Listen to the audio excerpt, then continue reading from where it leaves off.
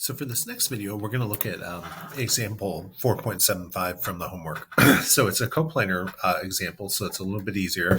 And in addition, all of the forces acting upon the body actually form couple pairs. So we'll talk about what that means in a minute, but it's going to be a little bit simpler to actually do this analysis. It'll actually be much shorter than the last problem. So first of all, let's talk about what a couple is. So everyone remember that a couple is a pair of forces. And it's not just any pair of forces.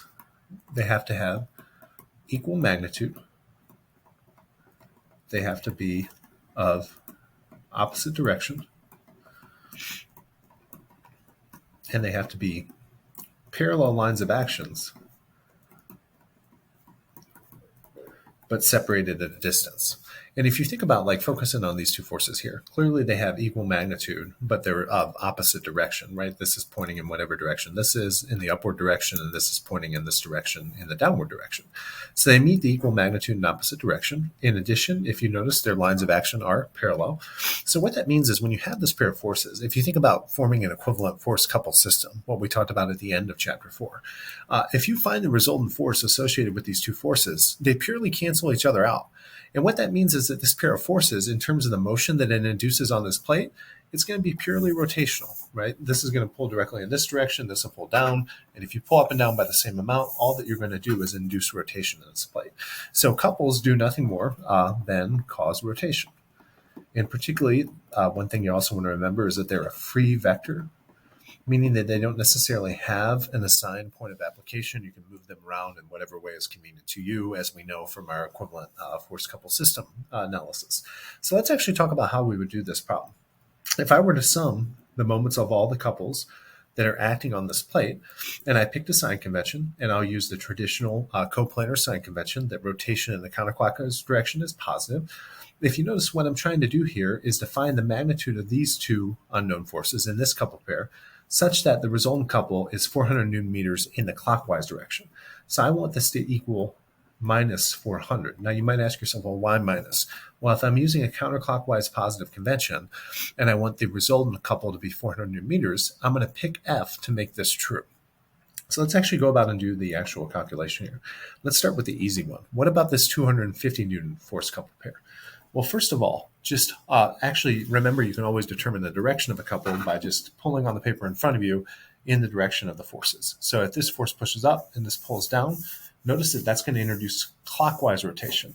Push up here and pull down here, that's clockwise rotation. So by our sign convention, that's going to be negative. So when I compute the moment of this couple, it's going to be minus, because of the sign convention, which I solved by convention, 250 newtons, times the perpendicular distance separating these two, which is just going to be 1 meter. So that's going to be the contribution to the total couple on this body from this 250 Newton force pair. Now let's look at the 600 Newton force pair. First and foremost, let's actually determine direction. So push it up here and pull it down there. Notice that you get counterclockwise rotation. So this is going to be a positive couple.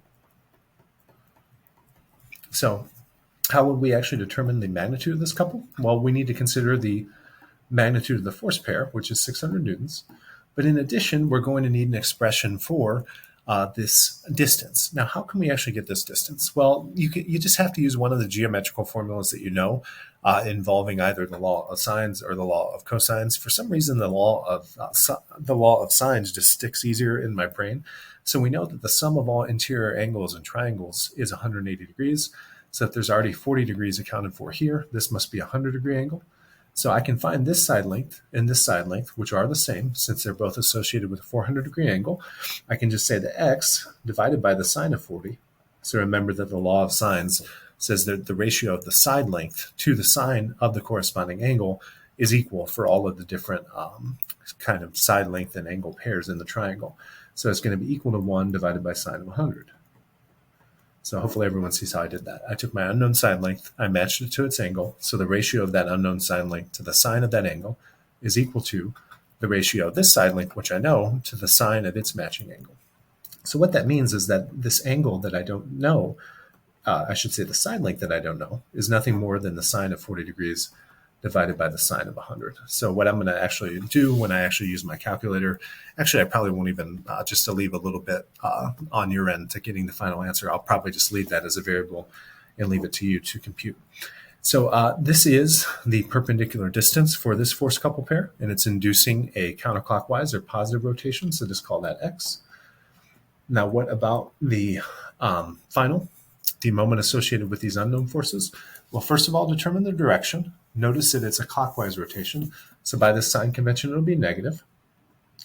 The magnitude of the forces is unknown. That's what we're trying to solve for. And the perpendicular distance that separates these two is the same as the 600 Newton force pair. So it will just be x. So all that you need to do is solve this equation for f. So if you attempt to solve that for f, what you're going to find, just kind of swap the fx over to this side and the 400 over to that side, is that f times x. And remember, x is actually something that we know in this case, so we're going to be fine. Move the 400 over the other side, and then minus 250. Right, we just know this will all be in Newton meters since all these are in Newton meters, and then plus 600x, and then to solve for f, you'll just divide by that side length, which you're going to determine above. And what you should find is if you do this math, 400 minus 250 plus 600 times whatever the sine of 40 divided by the sine of 100 is. I'll actually write it in there, that way no one looking at the solution asks what x is. And then you divide by the sine of 40 divided by the sine of 100. And make sure, remember, whatever mode you're using to make the calculation, that you leave that as a variable in your calculator. So let me go ahead and do it. I was actually playing with this problem a little bit earlier. That's using the law of cosine approach. But when I was thinking about how I would explain it, I said, I'll just use the law of sines instead. It's a little bit easier.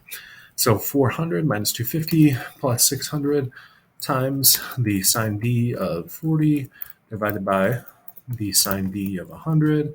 So that is my entire numerator there.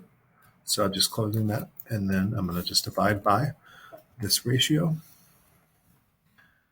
Again, write in your calculator however you want, but I actually am getting an answer there of 829.8133, and this is a force, so it's just in units of newtons.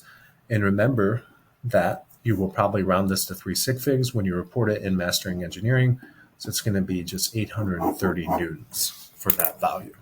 So I said I wasn't going to make the calculation, and then I went ahead and made it. So hopefully that is helpful to you.